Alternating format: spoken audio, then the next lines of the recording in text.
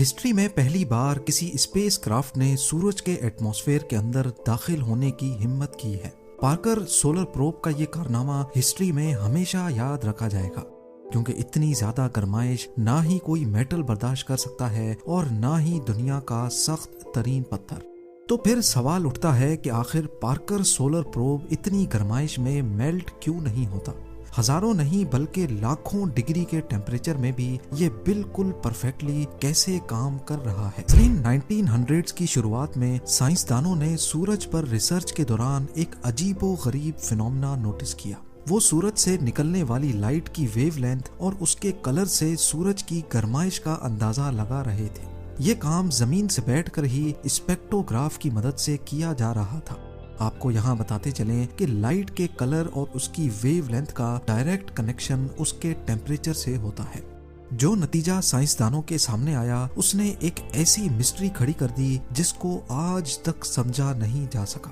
انہوں نے کیا دیکھا کہ سورج کی سطح یعنی اس کے سرفیس کا ٹیمپریچر تو 5500 ڈگری سیلسیس ہے، جبکہ اس کی سب سے آؤٹر ایٹماسفیرک لیئر کرونا کا ٹیمپریچر حیرت انگیز طور پہ 5 لاکھ ڈگری سیلسیس سے بھی زیادہ ہے، یعنی سورج کی سطح سے بھی کم از کم 100 ٹائمز زیادہ۔ یہ ایسا ہی ہے جیسے آگ سے دور جانے پر ہمیں زیادہ گرمائش محسوس ہو۔ یہ ایک بہت ہی انوکھا فینومنا ہے جس کو سمجھنے کے لیے سائنٹسٹ پچھلے 100 سالوں سے لگاتار کوششیں کر رہے ہیں۔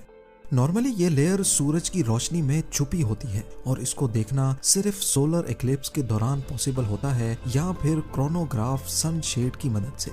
1958 میں ناسا کی اسٹیبلشمنٹ کے بعد کئی اسپیس مشنز کا آغاز ہوا۔ ایک کے بعد ایک سیٹلائٹس اور اسپیس کرافٹس نے پہلی بار اسپیس میں قدم رکھا، لیکن سورج کے اس انوکھے فینومنا کو سمجھنے کے لیے ضروری تھا کہ کوئی ایسا پروب بنایا جائے جو سورج کی کرونا لیئر میں جا کر جائزہ لے اور دیکھے کہ آخر وہاں ایسا کیا چل رہا ہے۔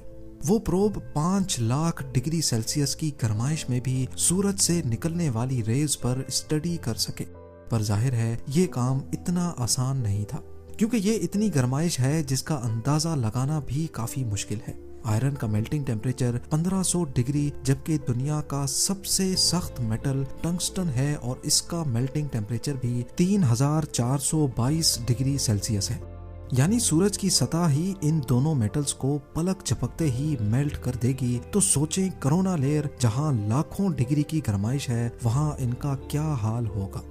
پارکر سولر پروب کی ڈیزائننگ اور ڈیولپمنٹ تو ایک مسئلہ تھا ہی، پر اس کو سورج تک پہنچانا اس سے بھی بڑا ایشو تھا۔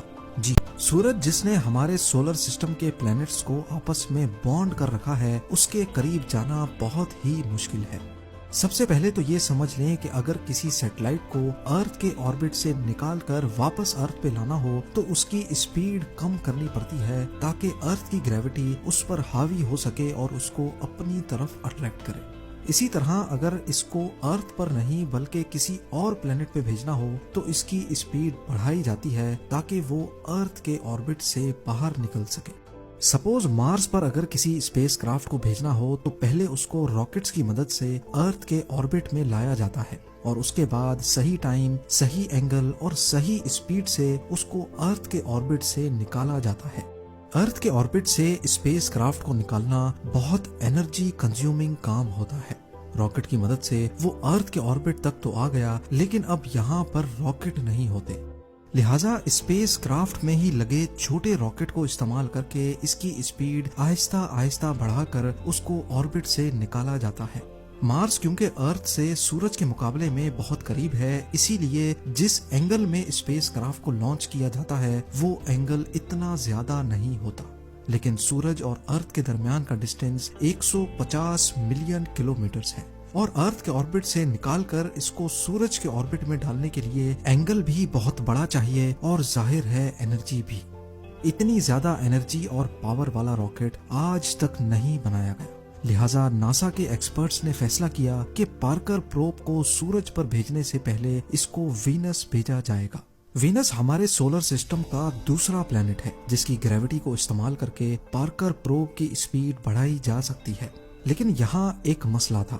مسئلہ یہ تھا کہ وینس ایک چھوٹا پلینٹ ہے اور اسی وجہ سے اس کی گریوٹی بھی کم ہے۔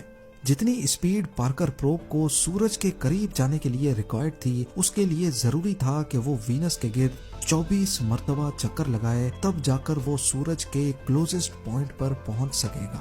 12 अगस्त 2018 पार्कर सोलर प्रोब को केप कैनावरल एयरफोर्स स्टेशन से लॉन्च किया गया।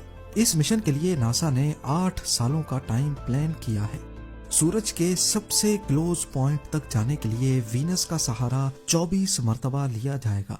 हर एक चक्कर में 37 घंटे ऐसे होते हैं जिसमें सूरज पर रिसर्च करने का मौका मिलता है, यानी टोटल 8 सालों में ये प्रोब सूरज पर 900 घंटे की रिसर्च कर पाएगा।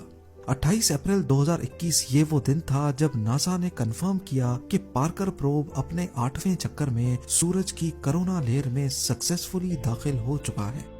कोरोना का मिस्टीरियसली सूरज की सतह से भी 100 टाइम्स ज्यादा गर्म होना वाकई एक हकीकत था जिसको पार्कर प्रोब ने भी वेरीफाई किया। लेकिन ऐसा क्यों है? कौन सी ऐसी ताकत है जो मिस्टीरियसली कोरोना लेयर को सूरज की सतह से भी ज्यादा गर्म कर रही है? इस पर अभी तक रिसर्च चल रही है। अब आ जाते हैं हम अपने मेन सवाल की तरफ कि आखिर इतनी ज्यादा गर्माइश में पार्कर सोलर प्रोब मेल्ट क्यों नहीं हो रहा। पार्कर प्रोब की जो साइड सूरज को फेस किए हुए है, वहाँ एक हीट शील्ड लगाई गई है जिसको कार्बन फोम से बनाया गया है। ये कोई आम फोम नहीं है, बल्कि इसको अल्ट्रामेट कंपनी ने खास तौर पर सूरज की गर्माइश को एब्जॉर्ब करने के हिसाब से डिजाइन किया है। ये फॉर्म अंदर से 97% खाली है, जो हीट शील्ड को और ज्यादा इफेक्टिव बनाता है। इसके अलावा इस पर कार्बन कंपोजिट की एक लेयर भी चढ़ाई गई है जिसको ग्रेफाइट और रेजिन से मिलाकर बनाया गया है। ये मिक्सचर हीट शील्ड की दोनों साइडों पर लगाकर इसको सुपर हीट किया गया, जिससे ये कार्बन की प्योरेस्ट फॉर्म में बदल गया। और हम सब जानते हैं कि कार्बन की हीट कंडक्टिविटी बहुत अच्छी होती है। और आखिर में इस हीट शील्ड की वो साइड जो सूरज की तरफ है, उस पर वाइट सिरेमिक पेंट भी किया गया ताकि सूरज की ज्यादातर रोशनी अंदर दाखिल होने से पहले ही रिफ्लेक्ट हो जाए। हीट शील्ड के अलावा पार्कर सोलर प्रोब का बकाया हिस्सा ऐसे डिजाइन किया गया है कि वो हमेशा हर वक्त इस शील्ड की परछाई में ही होगा। पर इन सब चीजों के बाद भी पार्कर प्रोब ज्यादा से ज्यादा 2500 डिग्री सेल्सियस की गर्माइश ही बर्दाश्त कर सकता है, जबकि कोरोना का टेम्परेचर 5 लाख डिग्री सेल्सियस है। अब ये इतनी गर्माइश कैसे बर्दाश्त कर रहा है, ये समझना भी काफी आसान है। लॉ ऑफ थर्मोडायनेमिक्स के मुताबिक हीट को ट्रांसफर होने के लिए भी कोई मीडियम चाहिए।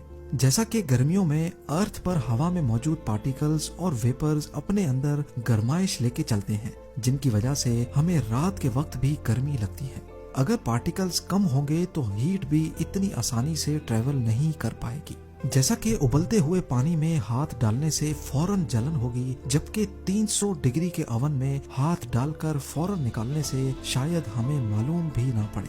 ये सिर्फ इस वजह से मुमकिन है क्योंकि पानी के मॉलिक्यूल्स हमसे टच होते हैं, जबकि ओवन में कोई चीज हमसे टच नहीं होती।